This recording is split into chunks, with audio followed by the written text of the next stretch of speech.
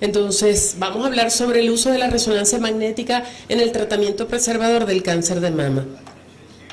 Todos sabemos que no podemos dejar de hablar de la mamografía porque es el único método que ha logrado reducir la mortalidad del cáncer de mama a través del diagnóstico precoz y es el único método recomendado para pesquisa en población general. Sin embargo, sabemos que tiene un gran enemigo que es la densidad del tejido mamario. Y en el 2013 el VIRATS publica unas categorías de densidad y para mala fortuna de las pacientes describen que el 50% de las pacientes tienen las mamas o heterogéneamente densas o extremadamente densas. Es decir, en estas pacientes los diagnósticos van a estar o retrasados o disminuidos o va a ser difícil la visualización de las alteraciones. Actualmente, además, la densidad se considera un factor de riesgo. Una paciente con mama densa tiene mayor riesgo de desarrollar cáncer de mama que una paciente que tenga dos familiares de línea directa con cáncer. En los Estados Unidos inclusive existe una legislación para la mama densa y la ley obliga a los departamentos a informar a las pacientes que tienen mamas densas que la mama densa incrementa el riesgo de desarrollar cáncer de mama, que la mamografía tiene sus limitaciones en la detección del cáncer en estas pacientes y que necesitan otras modalidades diagnósticas en su evaluación como la tomosíntesis, el ultrasonido y la resonancia. Entonces vemos que la controversia sobre la pesquisa lo que ha demostrado es la necesidad de desarrollar mejores métodos para la detección de la enfermedad y los estudios complementarios en la evaluación pueden aumentar la tasa de detección hasta en un 100%. Para el año 2007 se publica en el Cáncer en una revista, exactamente, en esa misma, que la resonancia magnética debe ser utilizada como método adyuvante en la evaluación de las pacientes con diagnóstico de cáncer. Existe consenso de que se usa o se describe que debe haber consenso para las pacientes de alto riesgo y en las pacientes en las que queramos utilizar el método diagnóstico, con una sensibilidad alta de un 83 a un 100% y una especificidad variable. La resonancia tiene mayor sensibilidad para la detección de carcinoma ductal infiltrante, más que la mamografía y que el ultrasonido, con una sensibilidad de hasta un 89 a 100% y no está afectada por la densidad del tejido mamario. Sin embargo, debemos recordar que sí puede estar afectado por el realce de base, que es otro tema o otro concepto. La resonancia además es capaz de cuantificar parámetros de tejido funcional y perfusión vascular más allá de evaluar el tamaño del tumor y permite además evaluar la angiogénesis, lo cual es importante para evaluar la respuesta a la neoadyuvancia, que es básicamente el tema de las conferencias de esta mañana. Para el 2013 se hace una actualización de las indicaciones y sabemos que el método está aceptado su uso en pacientes o como pesquisa en pacientes de alto riesgo, en pacientes con diagnóstico reciente de cáncer de mama y pacientes con prótesis mamaria que hayan tenido cirugías de aumento. Para evaluar extensión de la enfermedad, aquellas pacientes con carcinoma ductal infiltrante y carcinoma in situ, donde haya invasión a la pared, al músculo pectoral, a la fascia, posterior a la cirugía con márgenes quirúrgicos positivos es excelente, y para evaluar la respuesta a la quimioterapia neoadyuvante. Entonces, para entrar en el estadiaje, que es la conferencia pues que me tocó dar, sabemos que el factor más importante en la sobrevida es la detección precoz. El tamaño importa, mientras más pequeño, sabemos que la sobrevida de la paciente va a ser mejor. Por ello, la adecuada evaluación de la extensión de la enfermedad es importante en las pacientes que serán sometidas principalmente a tratamiento conservador. Las ventajas de la resonancia en el estadiaje es que, por tener una alta resolución espacial, puede detectar lesiones muy pequeñas, tiene una buena evaluación de la lesión principal y puede identificar focos adicionales de tumor. La resonancia es superior a la mamografía para demostrar extensión intraductal, así como para evaluar multifocalidad o multicentricidad. Hasta un 22 o un 34% de nuevos focos en la misma mama y 5 en la mama contralateral, pudiendo modificar la conducta quirúrgica en un 13%. Además, la resonancia da medidas más precisas de la lesión principal en comparación con otros métodos de imágenes y, muy importante, tiene mejor correlación histopatológica en cuanto al tamaño. Puede identificar tumores ocultos no detectados con métodos convencionales en un 15 a un 30%, identificar tumores sincrónicos de un 3 a un 8%, identificar adenopatías axilares y extraaxilares e infiltración al músculo pectoral, pared torácica y areola. La mamografía, debemos recordar, aunque pues ofrece mejor medida del tamaño del tumor, debemos recordar que para carcinoma in situ la mamografía puede superar a la resonancia, sobre todo si es un carcinoma in situ de bajo grado. Para las lesiones de alto grado, la resonancia sí es superior. Ofrece imágenes en 3 planos y facilita la localización de las lesiones tanto en el ultrasonido dirigido como para la cirugía. Entonces, si es un método tan bueno, si tiene tanta sensibilidad, ¿por qué hay tanta controversia? ¿Qué dicen los críticos? Desde 1970 se han llevado a cabo múltiples estudios randomizados y prospectivos basados en correlación clínica, mamográfica y patológica que han demostrado que la sobrevida es igual para pacientes con mastectomía y para pacientes con cirugía preservadora más radioterapia. Aunque la resonancia ha demostrado cambios en el manejo de la paciente, no necesariamente mejora la sobrevida, como lo describe Husami y colaboradores. Los focos adicionales de enfermedad diagnosticada con la resonancia dicen son clínicamente insignificantes, ya que los mismos serían tratados con radioterapia y que la resonancia puede conducir a sobrediagnóstico y sobretratamiento. ¿Qué dicen los que están a favor de la resonancia? El uso de la resonancia preoperatoria permite mejor planificación de la cirugía y precisión de la misma, dada su mayor capacidad de detección, conduciendo a un menor porcentaje de reexcisión. La resonancia preoperatoria reduce las recurrencias al detectar focos adicionales de enfermedad y los focos no deben ser considerados clínicamente insignificantes, ya que ello implicaría que la cirugía no es necesaria ni siquiera para el tumor primario y podría ser tratado con radioterapia. La revisión de la literatura, sin embargo, demuestra resultados conflictivos. Les traigo 2 estudios, publicado por la doctora Connie Lehman, que es, como dice el doctor, una de las que más ha publicado de resonancia magnética. Estudiaron 969 pacientes y concluyen que la resonancia puede detectar carcinoma en mama contralateral y en pacientes con examen físico y mamografías negativas. Sin embargo, en otro estudio publicado en el año 2014 por el doctor Dershow y la doctora Morris, que hacen una revisión de 174 mujeres a quienes se les realizó resonancia magnética entre el 2004 y 2007, concluyen que la resección es menor, es verdad, en las pacientes evaluadas con resonancia, pero no hay diferencias significativas en la recurrencia del loco regional ni en la sobrevida libre de enfermedad. Aunque la opinión de los expertos es variada, sabemos que la evaluación con resonancia tiene un impacto positivo en la evaluación o en las pacientes tratadas, tal como se demuestra en los siguientes casos. Tenemos una paciente con prótesis mamaria en situación prepectoral, encapsuladas, contracturadas, con una masa palpable en los cuadrantes superiores de la mama derecha.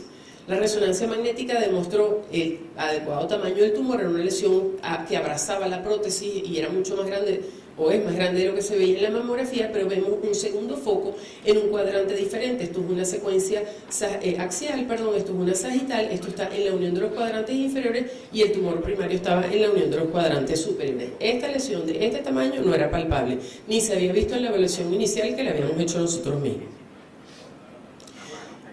Entonces sabemos que el método de elección para evaluar las pacientes que estamos considerando una cirugía preservadora para evaluar tamaño, extensión, multifocalidad es la resonancia y tiene mayor sensibilidad que la mamografía, especialmente para pacientes con carcinoma lobulillar, pacientes con mamas densas y cuando no haya concordancia entre los estudios de imágenes y la clínica.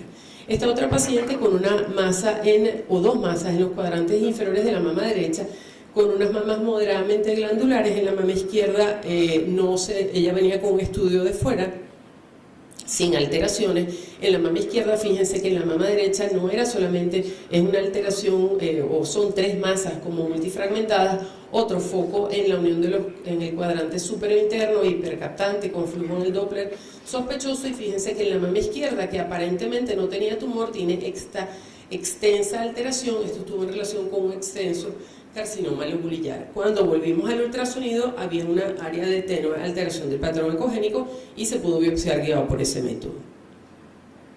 En este otro caso, esta es una paciente que también es referida a otro centro con una biopsia percutánea o estereotáxica en mama izquierda que reportó carcinoma in situ, operada de un cáncer de mama derecho años atrás, una mama derecha estable radiológicamente al comparar con los estudios previos, pero con un ganglio izquierdo de aspecto secundario biopsiado y confirmado. La mama derecha no tenía evidencia radiológica de enfermedad según los informes, o según todos los estudios, tenía estabilidad radiológica. La resonancia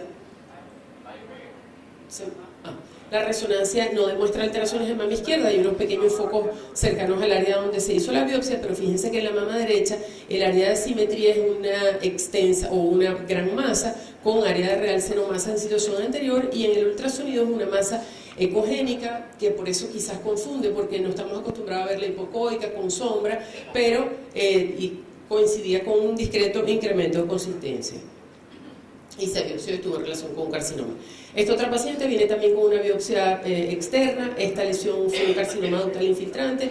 Las áreas de asimetría estaban estables con respecto a los estudios previos, y la resonancia demostró en efecto que había un área de realce tipo masa y otra área de realce. Esto está en la unión de los cuadrantes externos, y la segunda área de realce no masa en el cuadrante superior externo, es decir, un carcinoma multicéntrico que estaba en relación con componente intraductal extenso. Esto, volvimos al ultrasonido, había un área de tenoalteración, se biopsió y fue un carcinoma in situ, componente intraductal.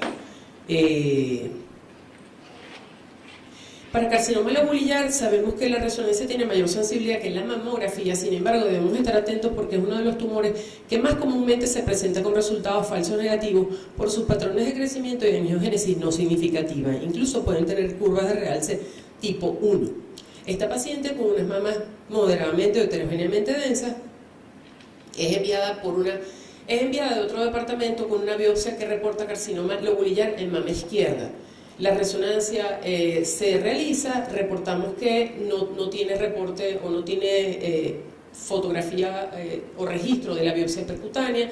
La anatomía patológica nos dice qué cuadrante es, y nosotros inferimos que la alteración que estábamos viendo era la que se había biopsiado. Pues la paciente tenía dos alteraciones, una en la unión de los cuadrantes externos, que era esta, parecida a la imagen anterior que vimos, ecogénica, palpable, que fue la que se biopsió, que no tiene traducción en la resonancia, y otra alteración en la unión de los cuadrantes superiores, que no se había visto en la mamografía ni en el ultrasonido inicial, y que estuvo en relación con un segundo foco de carcinoma lobulillar.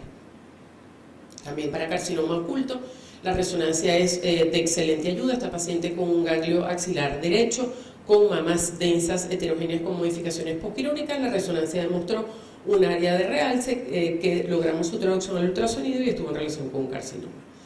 Por último, una paciente con un carcinoma de intervalo con unas calcificaciones que se ven poco aquí, pero asociadas a masa. La resonancia permitió demostrar no solo la alteración en la mama izquierda, que sí la habíamos visto, pero que tenía aspecto benigno y estuvo en relación con un carcinoma, como otras alteraciones en la misma mama.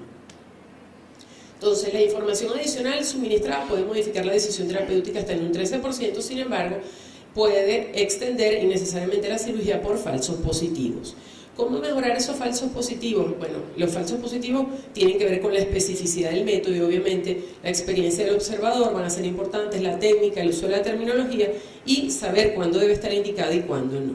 La difusión es una secuencia adicional, rápida, que no necesita empleo de contraste endovenoso y mejora la especificidad de lo que llaman la biopsia virtual. Nos puede decir si una lesión que capta contraste es benigna o no.